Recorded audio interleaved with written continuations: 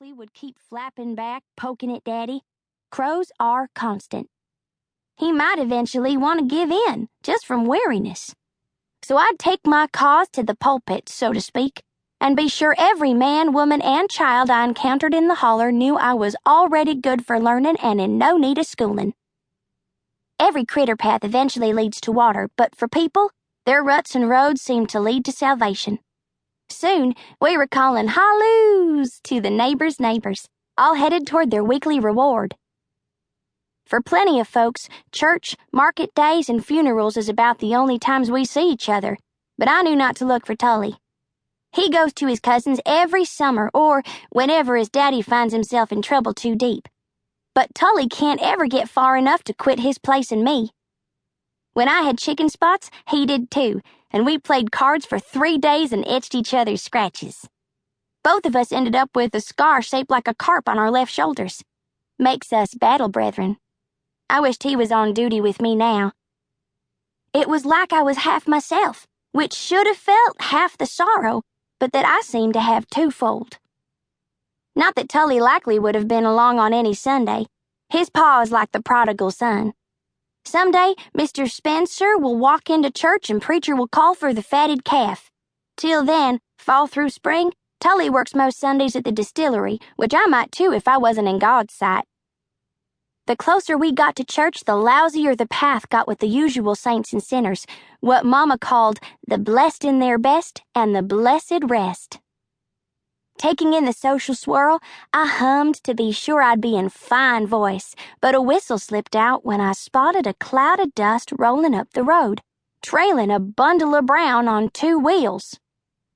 When the dust cleared, what got my attention next was the short, wavy bob of brown hair under a brown felt hat. Most grown-up ladies I've ever seen wear their hair finger-curled or in a pug, like is natural. But I saw in a magazine that city girls and movie stars are getting boy haircuts, and I wanted one, thinking it'd be less bothersome than knots and tangles. What I truly wished for was a scalp mowing, like the Justice Boys get every spring, summer, and fall. Course, if wishes were matches, you could set the world afire. Mostly, I can't be bothered one way or t'other about hair any more than about shoes and feet. Mama used to fix mine. Daddy tried but once. Hangman's noose, Possum, he swore.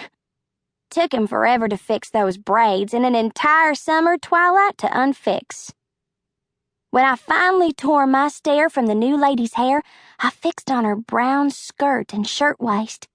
Even her eyes blinked brown at the world. My eyes are brown too, like Daddy's, melted chocolate. Hers, though, looked like cedar, not the bark but the inside, at once warm and splintery. Brown Lady parked her bicycle and put right her hat, smiling at the crows flocked and fanning in the slim river of shade near the church steps. Course, Mama is the prettiest lady I've ever seen, including in picture shows, because those ladies don't have the wild roses of Mama's cheeks, or the smell of the lavender sachets she's sewed and planted around our house.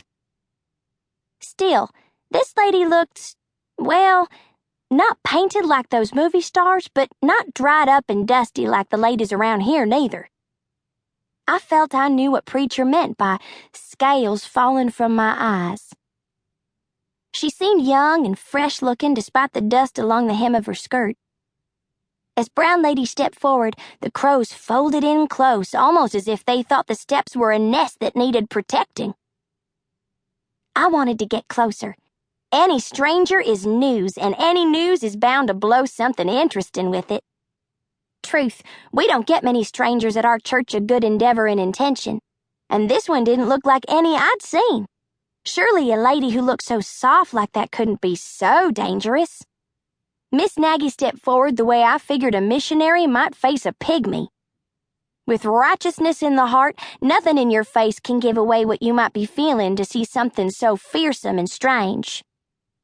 Though the biddy's face was stern as cracked earth, at her words the brown lady lit up like the 4th of July. I imagine Miss Nagy didn't know what to make of the stranger's damp forehead and perfect white teeth, much less the sight of her bicycle or her